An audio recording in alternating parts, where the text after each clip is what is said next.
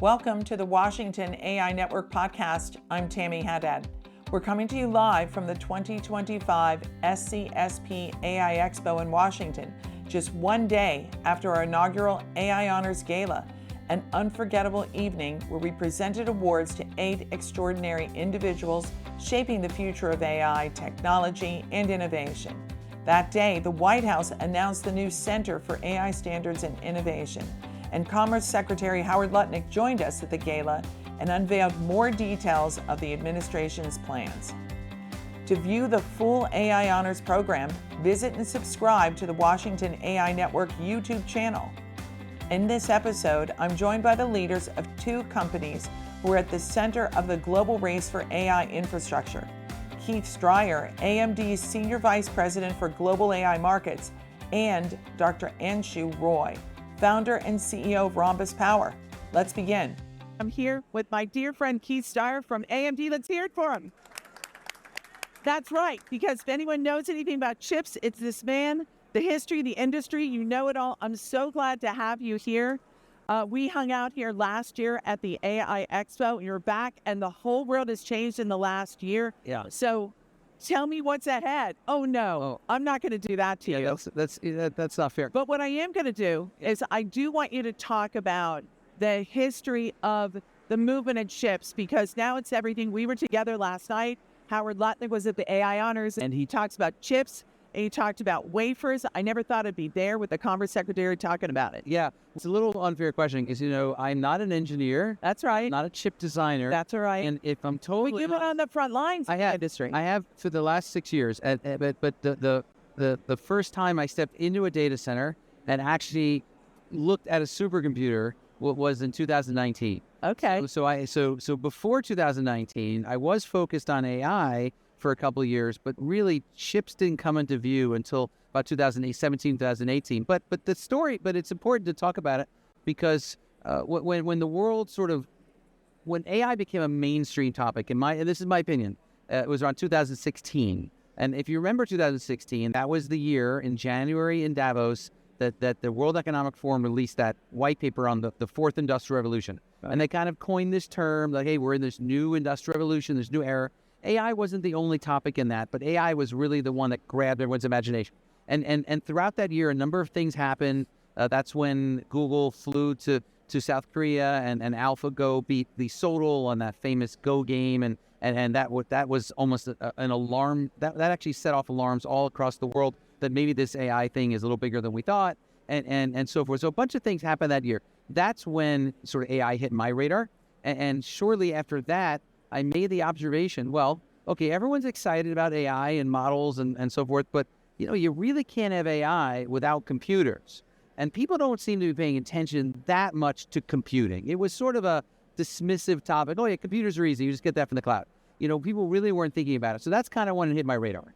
I see. Okay, so let's talk about the cloud, because the cloud changed everything. Cloud changed everything. Nothing is democratized access to computing and really just sort of technology as the public cloud, right? And I think it was as the story famously goes, it was an engineer at AWS, right, who said to Jeff, hey, we got some extra computing capacity, maybe we should monetize this, and that was like, 2007, 2008, and so that changed the world in many, many, many ways. And so we love the cloud, but, computing isn't one thing.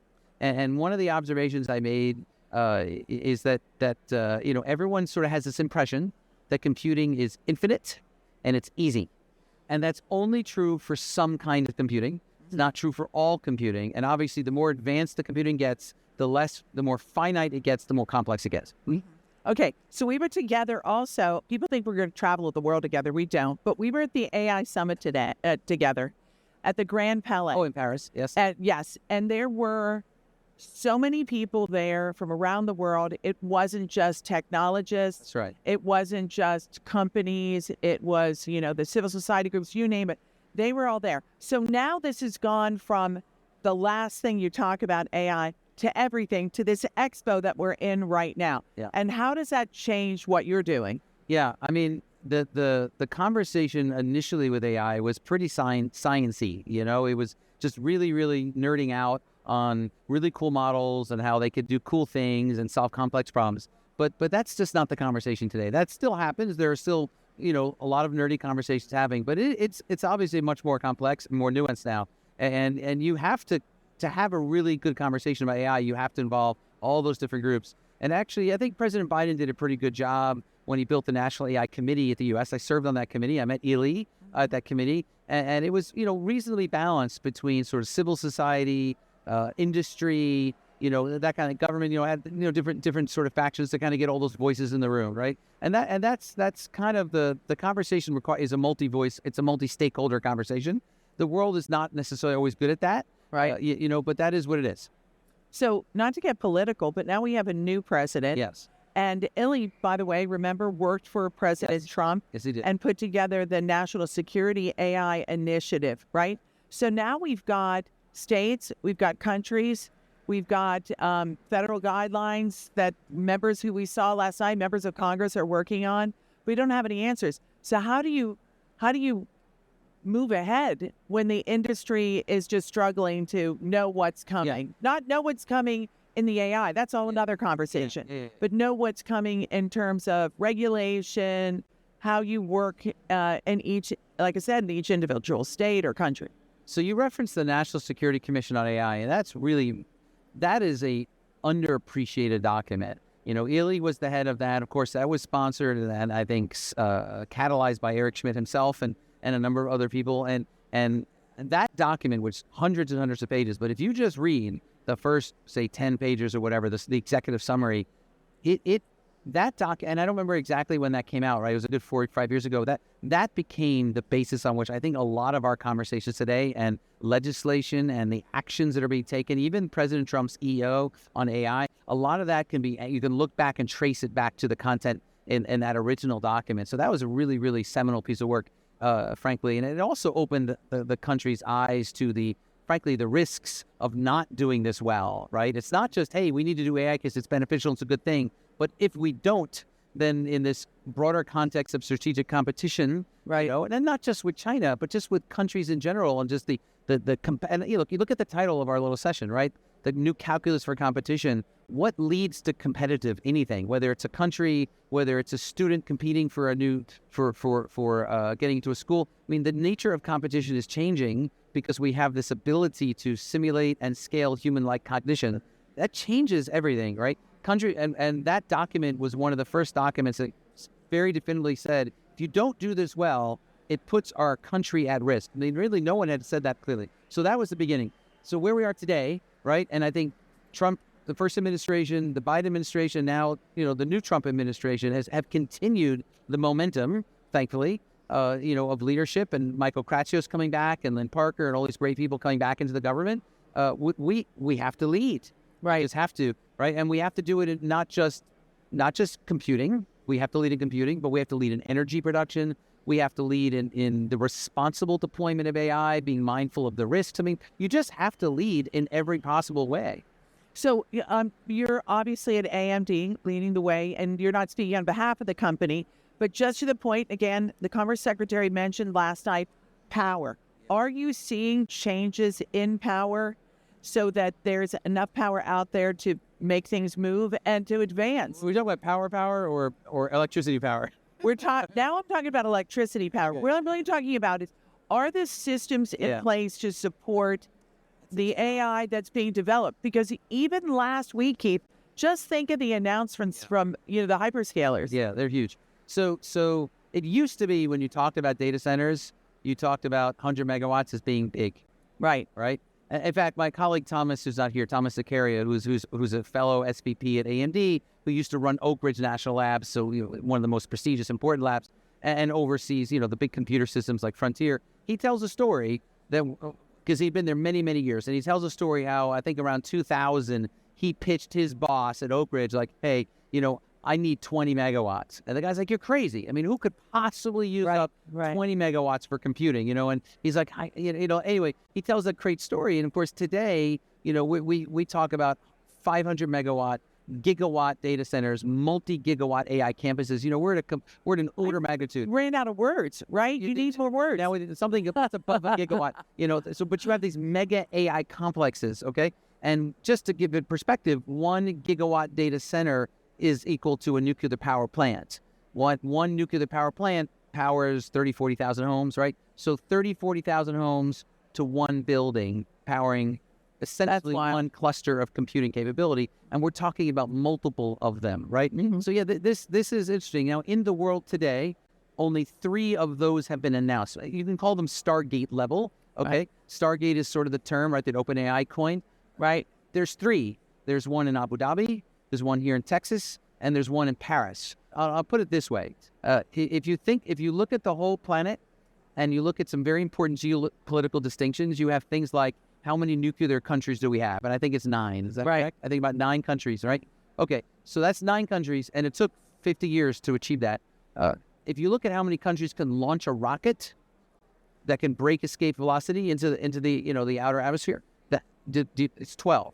Okay, it took 60 years, and we have actually I'm sorry, it took more than that. 100 years essentially from first flight, but we have 12 countries that can launch a rocket. That's it, right? Well, in the span of 18 months, we went from 0 to 3 countries that will have Stargates. Wow! And the chances are there'll be at least 3 to 5 more in the next year announced. So. But every country won't have a Stargate. So maybe 10 or 12 countries will be able to have the energy, the overall resources to accommodate a Stargate scale data center, right? So it's going to be at that level. And so, yes, at the end of the day, having that kind of infrastructure, the energy, the data centers, the computing, the ecosystem around it, this will be very determinative going forward. I went to the GTC conference this year. And your old employer, and I was shocked by the amount of people there. And I was more shocked because 3 of the people I met, and maybe it says something more about me, were pipe fitters from different oil companies. Really? Right? Yeah. So, I expected technology students and all of that. So are the industries working together? Yeah. Are you going to these, massive companies and smaller companies who are, LNG, you name it, and saying, hey guys, we got to work together on this. That's right. Yeah. So let's talk about it. Let me start with NVIDIA, because NVIDIA is an important company, and I joined NVIDIA in 2019 after going to the GTC in 2018. Okay. So and I actually met Jensen. He wouldn't remember that, but I met him at the time, and then of course a year later I ended up working for him. But it was very clear in 2018 that he had a very comprehensive vision for the world as it relates to end-to-end AI infrastructure. And the rest of the world was waking up to it, but he was first. And when I joined in 2019, what I then learned is that he was also leaning into industries, right? And they were public about it, but not everyone was paying attention, right? Because no one cared about NVIDIA in 2019, right? Okay, but the NVIDIA not only was focused on AI, but they're focused on AI for industry. And so there was an oil and gas group. There was an energy team, there was a life science team, there was an auto team, and I ran public sector, right? I was hired to build the global public sector and the sovereign AI, right, as you know it today. And so there were different industries. Of course, now we just expect that, but that's why you ran into people like that there. So the industries are absolutely leaning in. They have to, right? It's the future of industry. No, I think that's true. So let's talk about governments. Yeah. How do you deal with all the different governments? You're going around the world every week. Yeah. So. Again, going back to 2000, every conversation... Are they asking you, hey, what's going on in the U.S.? What's the latest? So here's where the conversation started. If you go back in time to 2019, when I started on this journey, the first conversation every country had in the world on what is the GPU and how to use it started with me. And I had those conversations. They were really simple conversations. It went like this. Who are you again? NVIDIA? Is that a gaming company? I think my grandson uses that company. And what's a GPU? Right. Okay, that's how every conversation went, right? Because no one really knew. No one really cared. So, a lot of those... And no one believed him in the industry, No one believed him. Right? No one believed it. There was no urgency. Right. Okay. So from 2019 to 2020 to November of 2020, well, no, we'll go all the way to the spring of 2023. Essentially, in that time period, all those conversations were friendly, informational. There was momentum building, but no fire was lit. You know what lit the fire? Yeah. ChatGPT. Right. Okay. So when ChatGPT hit, right, that hit in November of 2022. 2 weeks later, and this is just a coincidence, I happened to be at a meeting called the OECD Digital Ministerial, which happens every few years. They bring all the ministers of digital together. This was in the Canary Islands off the coast of Africa. And ChatGPT was not on the agenda. But when I showed up to the meeting, it's the only thing they want to talk about. I think this was like December 6th. So again, 2 weeks later. Right. It was completely dominant. In fact, when Carme, the Secretary of State of Digital for Spain, opened up the meeting, she literally opened up with, have you used ChatGPT yet? So it was a dominant. I came back from that meeting and I sent an email to the leadership team and I said, I think this is bigger than we think it is. Right. I said, this is the only thing people want to talk about. Because it was understandable to everyone. It was relatable. It was easy. Right. If you look at the laws of diffusion and you look at what leads to the rapid laws of diffusion, right? It's this, you make something accessible, relatable, easy to use. There's certain things you do. OpenAI crushed it. And so they put a really simple interface and a really complex technology. They made it free. And everyone was like, it took off, right? And you know how that goes. 100 million people in 60 days or whatever it was. And I think as of today, they have 600-700 million users a week. I mean, it's crazy, right? The adoption level is fast. But it did blow the hinges off of our imagination as to, wow, I guess this is actually a real thing. This isn't maybe not a toy, right? Not a game. People could see the future. Actually, Aaron Levy, the CEO of Box, who I do not know, but I respect, and I read what he writes. And he has this great quote. He goes, when he experienced ChatGPT, it felt like that rare moment when you could actually potentially see the future even before the future's arrived. You know, and I agree with him. That's how I felt. Obviously, Jensen felt the same way. And he made his famous quote in early February of, I think that's what it was, that, this is the iPhone moment of AI. Right. And then everything changed, right? And so frankly, to answer your question, up until that moment, the conversations were friendly and easy. Mm-hmm. After ChatGPT, in the spring of 2023, there was a fire, right? And there was real urgency, and people were in a mad rush to buy GPUs, which was a good thing. I mean, obviously. Yeah, good for your business. Good for the business, yes. Yeah, so things scaled very fast from there. And then, that's how history is written. I mean, basically, it went from a couple hundred million to tens of billions, like that, as far as government sales go. And every country went from, okay, AI is important, glad we have some policies, to holy cow, we need to scale. And that's what led to where we are. Okay. So by the way, for those in the audience, just so you know, the audience it's called a silent audience. They're wearing headsets, but they're nodding and they're cheering again, right? Yeah. Yes, they're here. And we are going to come, and if you see that microphone over there, you can ask Keith questions. But this is my question for you now. What is the craziest thing anyone ever offered you for a GPU, either at NVIDIA or at AMD? Doesn't everyone want to know that? What's the craziest thing you were ever offered? Where do they want to take you out to dinner? What tickets did they offer you? Did you get a car? No. A house? It wasn't that they offered me something. It was more of just an awkward moment. Okay. I was very new to NVIDIA, and I had not totally clued into how. This is more of a gaming thing than a country thing. Okay. I have two answers to the question. So first, I was very new, and I was wearing an NVIDIA backpack. It is a true story. I was standing in front of the White House because I was actually in Washington, D.C., and I had my NVIDIA backpack, and a young boy came up to me and pulled on my backpack. I mean, he couldn't have been more than 12. And I turned around, and I look at this kid, and he goes, "Sir, do you work for NVIDIA?" And I said, "Yes." He goes, "Can you get me a GPU?" No. I'm like, "I don't even know who you are, and you're asking me for a $600 gaming GPU." He's like, "Is there any way?" Like, it was so sweet, right? It was so innocent, but I didn't realize how impactful the logo was on my backpack until this kid pulled on my backpack. Is there any way you get? So that was first off. But now jump ahead a couple of years. Now we're in the post ChatGPT craziness, and I have to be careful. I'm not going to mention the name of the country, but there was one country in Asia. It was not China. That went from not having any interest in GPUs to having true urgency, and the prime minister of that country sent a note to Jensen and just basically said, "You must give us GPUs," and you must and insisted on a letter where basically we agreed to give them whatever they needed, and honestly, I thought at the time our answer was very balanced and responsible. I said, "Look, we are happy to work with you, and we want to."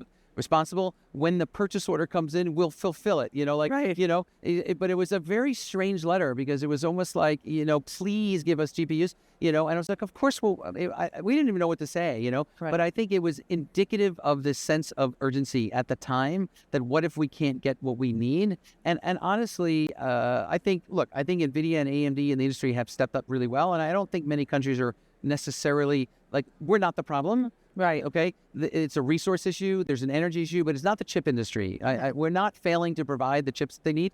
It's are they ready? Do they actually have readiness to take them and use them and scale them? That's the bigger issue. Right. You should talk about that a little, because I don't think for people that aren't deep in the industry, what you need to make those GPUs work. Yeah. I mean, these are the most complex things in the world, right? I mean, we're talking about things, the size of the palm of your hand that have hundreds of billions of transistors that only work inside a machine. I mean, people focus on the chip, right? But the computer has tens of thousands of parts, right? You have incredibly complex interconnect and high bandwidth memory, and obviously CPUs and GPUs and so forth. And it's no longer just even about the server. It's about the entire data center as a computer, and them connecting up and operating at unbelievable scale. The amount of capability and technology and expertise you need to operate these systems is mind-blowing, right. Which is why CoreWeave, that went public this year, and the only thing that they do is stand up and manage large-scale clusters, and they're worth nearly $50 billion today. And that's all that they do. So this is a hard thing to do. Right. So, but it's also reminded that there are so few people in the industry. Back to your earlier example, there's like 3 companies, 2 people. Hey guys, you guys need to get into this business. It's unbelievable. Okay, if you have a question, please walk up to the microphone.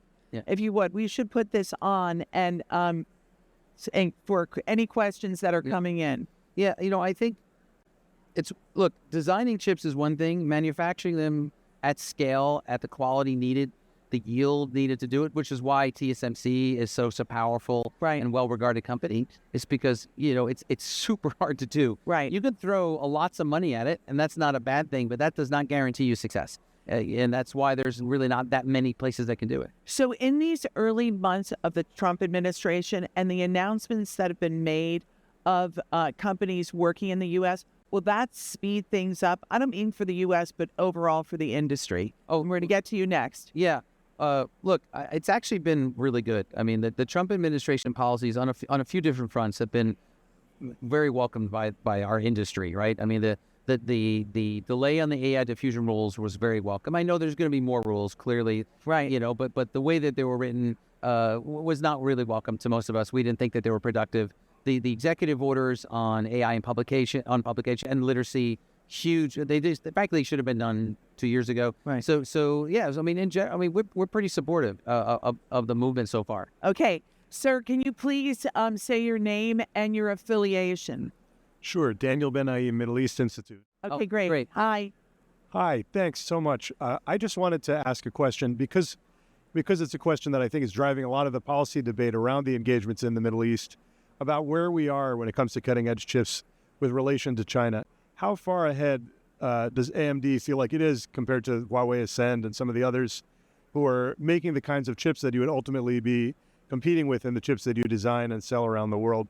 What is that gap? Are you worried that does China have the capacity to actually export the kinds of cutting-edge chips that it has, or are they all needed domestically? How do you see that picture? Well, first off, I am not qualified to answer your first question. So I'm not a chip engineer, and I've never evaluated Huawei's chips, so I couldn't possibly tell you if they're good, better, or worse, or almost close to ours. I couldn't tell you.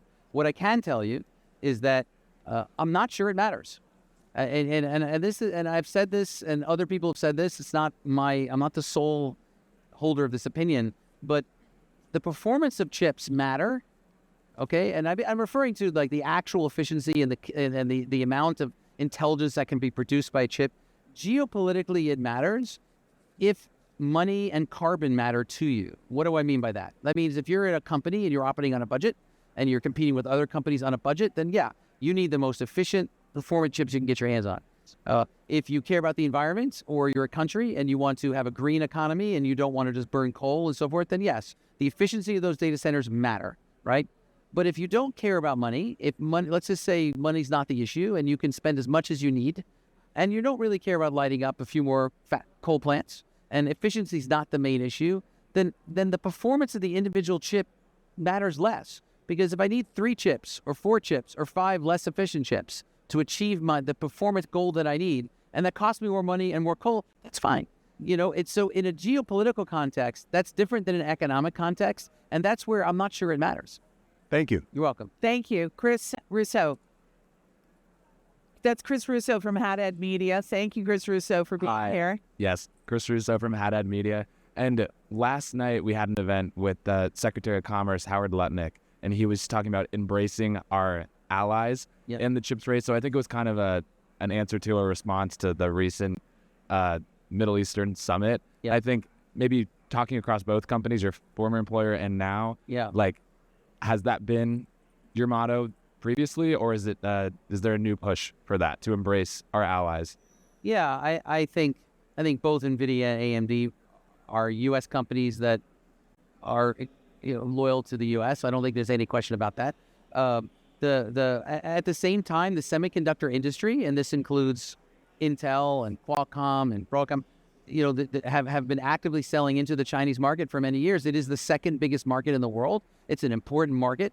It's only become complicated recently. Up until recently, it was not complicated in a sense. It was just another important market. So I can tell you that at NVIDIA, I did not travel to China ever.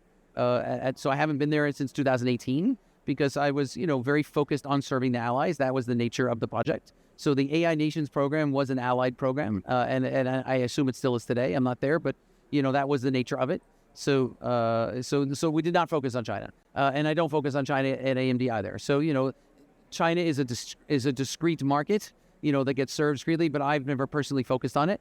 And so all the things that I've done and the very nature of sovereign AI, its genesis was in working with the allies, quite frankly. So that's what I can say on that. There you go. Okay. Thank you. Keith, we've run out of time. I can't tell you how much I enjoyed this conversation. That's been almost 30 minutes. It's been 30 minutes. Let's hear it from Keith Strier from AMD.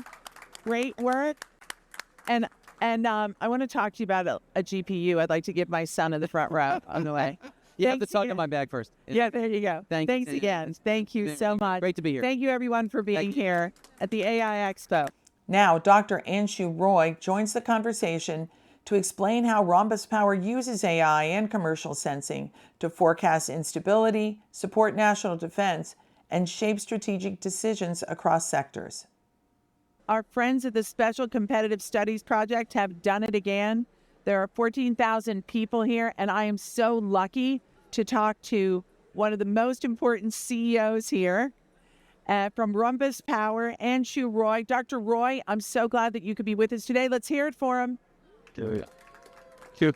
Thank you very much. Because when you talk about why all the people are here and the work that's being done, Rhombus is ground zero. You started it all. Take us back to the origin story. Oh, yeah, sure. Thank you. Thank you for having me, Tammy. The origins of Rhombus, I started this company in 2011. See, what happened was I was well on my way to become a professor, and I had some awesome job offers. In 2010, I had just come out of Nobel Laureate's lab. I published very well. I'd done everything that one is supposed to do. What I hadn't done was really give hard thought to whether I really wanted to become an academic or not, and whether I would be a good academic or not. And when I did, I realized that I would make a very bad academic because I don't have that level of patience that you really need to both teach well and do research well. So what could I do with all my restless energy? And I think the answer was obvious. I had to start a business. I come from an entrepreneurial background. My father is an entrepreneur. My brother's an entrepreneur. So it was a natural thing. I started the company in 2011. First 5 years were spent just inventing and commercializing a solid-state neutron sensor in Fukushima Daiichi. It was very successful. So that's for industry, government. Who did you start with first? Well, okay. You guessed it. I started it with the government, and it didn't work very well because I really had no idea how DC works. Right. I mean, I was just a kid. I had no idea. And I made multiple trips to Washington trying to sell my neutron sensor. I used to carry it in my bag. How big was it? It was pretty big. Oh, okay. And you know, people are very gracious in America. They'll give you the time of day. They'll talk to you, but you have to know the process after that. And so I didn't know all of that.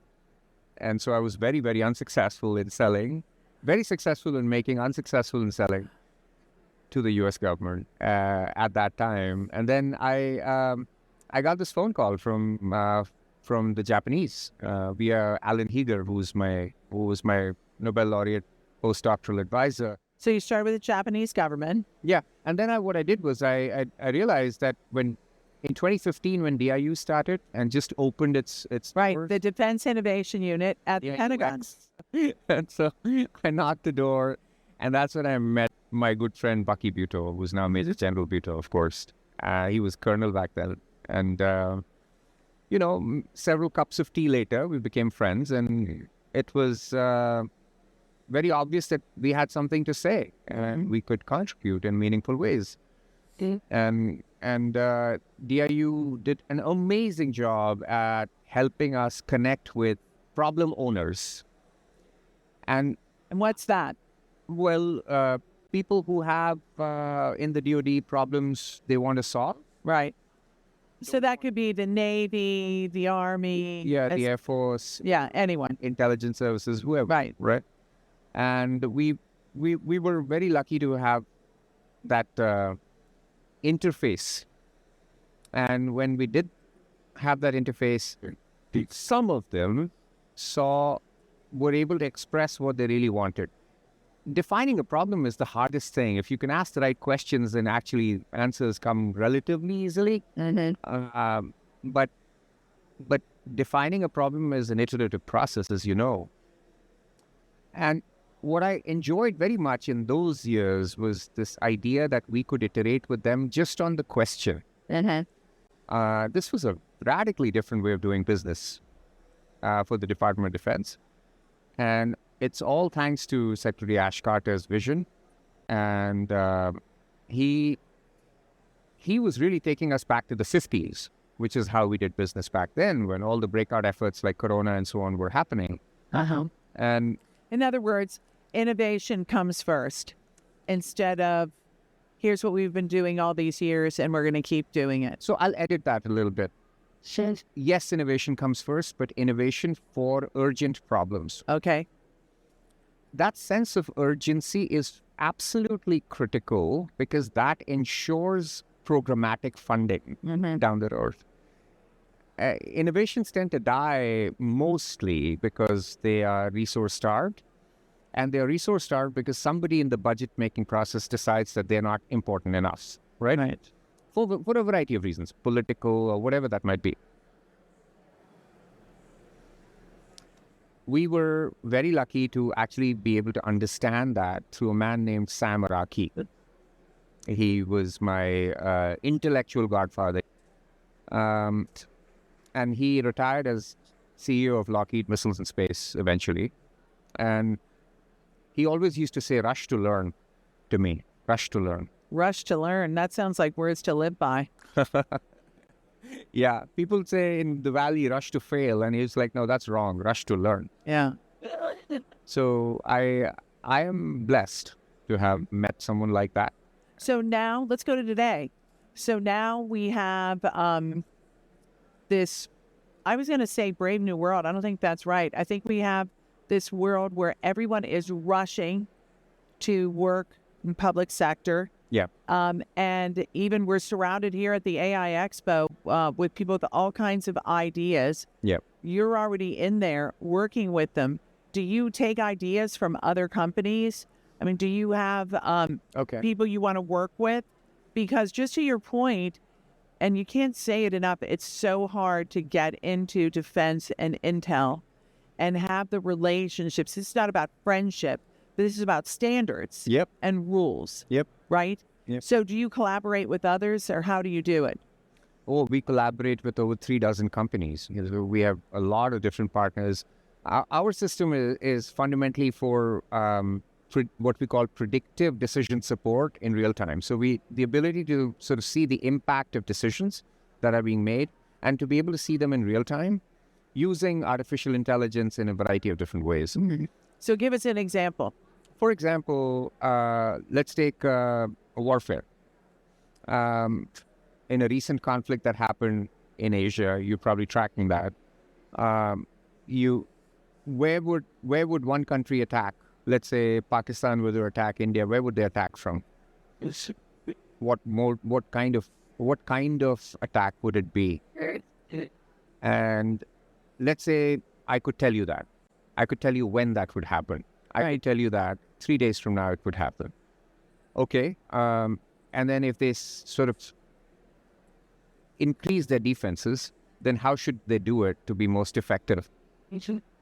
That is the kind of question we are able to now answer quite effectively and operationally. Well, sadly, you predicted the start of the war in Ukraine. Yeah, we did, to the day. We were off by 1 day. Right. And some of it is also, most of it is just mathematics. I mean, it's patterns of behavior that machines can pick up better than any human can at scale. And the ability to sort of, no matter which country you are, you cannot operate large militaries without certain organized behavior. Yep. Right. And no matter how good you think you are at deception, there'll always be things you'll give away. And so it's those pieces we pick up very easily through commercial sensing. No government, including the US government, will ever be able to match the combined power of the commercial world to pick up what's going on our planet or in space or wherever or in the cyberspace. Even China? Not even China. Not even close. They cannot afford it. They would go bankrupt. Because the total corporate strength, the entire sort of the investments on collection not for intelligence, but for business purposes that has been done is so spectacularly large that no government can afford it. This was not the case in the 80s or the 70s or whenever, when it was quite the opposite. But with the internet came the cloud for rapid communications, incredible open source explosion of software, that there was a monetary incentive to create this kind of ecosystem of very small companies that could eventually some would become very big companies and so on. And everybody wanted to become that big company and everyone was running for that. And so that's capitalism and that's great. So that led to what we are now beneficiaries of, which is we are able to source over 5,000 streams of data into our platform, from satellites to sensors and cell phones and, you name it. It's in there, social media, dark web, all kinds of things. When you combine all of that intelligently for addressing questions that everybody is asking, there are some basic questions we're all asking, right? Where would certain countries attack? When would that be? Which countries might go politically unstable? Where would conflicts happen? Where would black swans happen? What could they be? Everybody's curious to know questions. So way before Sam Altman came up with ChatGPT, you were collecting data. Yeah, we were. And you pile it on. Yeah. So foundational models like Sam Altman, OpenAI, Claude, all of these, Mistral, whatever, they're all very, very important. What's needed underneath them, though, is data. Very curated, connected data in order for you to generate reliable intelligence. Well, the reason I bring it up is because ChatGPT did kind of change everything. I wonder if it made your industry more competitive. Sure did. And it probably helped you with your business because you're probably saying like, hey, we've been doing this for years and these guys only have this tiny part, right? Did you have a lot of meetings like that? Yeah, I mean, we did. Initially, it was different. Initially, it was like, oh, well, you guys are irrelevant now because we'll go to OpenAI for everything. Very soon, of course, that lasted for about a couple of months. And then people quickly realized that the ChatGPT and Claude are very powerful generic capabilities, but for doing specific things accurately, you do need other kinds of things. So last night, we gave an award at the inaugural AI Honors to Booz Allen engineers who created something called Space Llama. And essentially, with NVIDIA chips and with the help of Meta, with Llama 3.2, They actually created for lack of a better way to say it, this Chat GPT or Space Llama for the International Space Station. So I ran into Senator Mark Kelly, who was an astronaut, and I said, hey, have you heard about Space Llama? He's like, what are you talking about? I said, you no longer have to carry manuals on the International Space Station. And he said, this is an incredible idea because when I went up in space, we had 7 feet of manuals. We had to get in the capsule, right?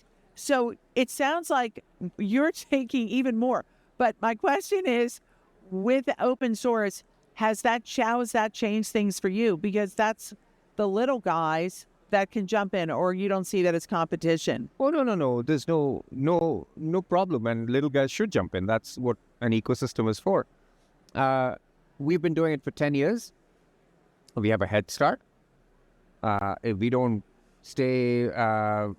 work hard enough, then we won't have that head start for too long. And that's just the nature of our business. So can I talk about the GPUs? Because I just talked to Keith Strier, he's at AMD, he used to be at NVIDIA. And I love the story of NVIDIA that Jensen Huang was talking about these chips and GPUs, and everyone else was talking about the CPUs. And they had this huge bet, but other people did not have that bet. Were you aware of that? Just not towards your business, but just in the overall ecosystem of AI, did it make you nervous, or did you think, man, that guy doesn't have any idea what he's talking about? No, well, so a lot of stories get built in hindsight. So, I think we should be careful of... I'm in that business, by the way. Be very careful. I consult HBO films. That's one of the things we like to do. But go ahead. So it depends on the narrative you're trying to portray. So I think it's that's an interesting way to look at it. I didn't look at it that way. The man was making GPUs because the gaming industry was exploding, and that's all there was to it. And it so happened that neural networks were far more efficient with GPUs because they can operate things in parallel, and that's all there is to it. Parallel computing, the world of parallel computing was already in place, but it used CPUs, and it was a tiny market where nobody in their right minds would ever invest. Right. Gaming, highly addictive, completely consumerized. Of course, let's make chips for that, and that's how this business works. And then, of course, machine learning came in, and then the AI explosion happened, and now we're seeing what we're seeing. It won't last, though. You don't think? No. Good. Eventually, it becomes commodity, right? That's generally... Oh, I don't know. You say that. I don't know that. It makes sense, though. But I don't know if you know Jack Hittery from Sandbox AQ. Yeah. And he talks about QPUs. Yeah, sure. So what happens with that? What happens with that is that the nature of problems you can solve will change dramatically. The nature of problems that quantum computing is built for is quite different from what artificial intelligence tries to do. AI is a massive correlator, okay? And it does a very good job at that. Not all problems are correlation problems, as it turns out. So what we will see happening is that we will understand our sciences much better. I think we will be able to use that knowledge to do compute more effectively, such as optimize logistics much more effectively. That's one example. But medicine? Course, yeah, what's that? Medicine? Oh, yeah, absolutely. It'll be an incredible revolution in medication. Do you know, science doesn't understand how Tylenol works on the human body. It just works. Yeah. So that's why we call it drug discovery, not drug creation, right? We discover. And so as long as it is discovery, correlation tools will help you. So AI will help you. When you start to develop an understanding at a scientific level of how drugs can be created in more intentional ways to do certain things through chemistry, and you understand biology and physics to that level, then it will be called drug creation. That's right. Okay, I have to ask you about agentic, because there's been a lot of conversations on the streets, I like saying on the streets, about clean data versus like crappy data. Yeah. So crappy data like Twitter, right? When it's just like people yakking up a storm about whatever it is, versus the kind of, I feel like you have all the clean data in your pocket. I can't see it. Can anyone see it? Does he have clean data in his pocket? And so with agentic, right, you've got to have clean data to be effective. How do you look at that? I look at it slightly differently. So first of all, when you go to X or other social media sites, any data in our business, national security business, is actually very meaningful because it reveals certain signals. Even noise reveals signals. So what people blabber on the social media and other places, or what different mainstream media bubbles do in their own little worlds, is very, very important for us, because those are nothing more than information narratives. That's the battle of the narrative. And we actually our system learns from that, and then it tries to generate, depending on what kind of messaging you're trying to create, it can do that. Okay. In national security, that's a very important piece. And yes, we have a whole bunch of clean data that we have curated over the decade. Do you call it clean data? We call it intelligence data. Intelligent data. Okay. Yes. Because it's connected, it's curated, it's just amazing. Only bring me the intelligent data. That's what you say to the staff, right? No more of that other data, right? Anshu, I can see you saying that to the team. You can see, okay. Sure. No, we do that. So you asked me how I think about agentic. Right. Agentic can be applied to any one of those things. If it's generating what you see as crap, then you're probably asking the wrong question. That's what it is, and it's just a mismatch of what you were asking versus what it's giving. There's the signal in everything. What do you think the most important thing is for people to look for upcoming? Like what piece of it? So let's talk first about the national security piece, because there is so much going on geopolitically. We're not going to get into specific things. You pointed out one of the incidents. What should people look out for that? And then, if you don't mind, even though it's not your primary area, in the larger picture of what you see on AI applications, but let's start with national security. What's ahead, and what are you looking forward to? I think what I'm looking forward to is more of more adoption of the capabilities we at least companies like us have already developed. Mm-hmm. And I think in the current environment, it probably is going to work. And that will be a very exciting next step for us, where people actually use what we... But is that because the more sophisticated people are, the more you can accomplish, or it just helps the world to see how it works? I mean, you're talking about business, but I'm also wondering if you think it helps everyone, because I feel that, AI has, people worry about jobs, I worry about jobs and all of that, but I just feel that it's moved everyone to the higher level of more potential success. I agree with you. I think what I'm looking forward to is better messaging of that. Okay, better messaging. Oh, we have a communications person in the front row. We'll talk to her about it after. Yeah, but I think that would be very, very important, because everybody's very concerned, as they should be, I think, when they don't know something. Right. So that those narratives will be very helpful at a consumer level, so that'll help everybody, including businesses, do their thing much better.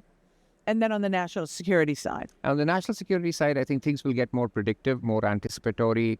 Winning in the cognitive domain will become easier. The point is not to go fight wars. I mean, it's to win it if it must be fought, but the point is to actually stop wars if we can. Mm-hmm. Do you have an opinion in human in the loop? I do, yes. When the cost of the decision is very high, then you absolutely need humans in the loop. Cost meaning in human lives or whatever that might be, where it's not even measurable cost, right? For low-cost decisions, I think it can be delegated to machines, like buying stationery or whatever. Okay, one more question, because we're running out of time, and I know you're a very busy man. China, what do you worry about? Where do you think their biggest opportunity is to catch up with the U.S.? China is very hungry. And when a country is very hungry, it kind of figures it out. And so with a leadership that's so top down, where it is going to catch up with the United States is, I think it'll begin to catch up in innovation.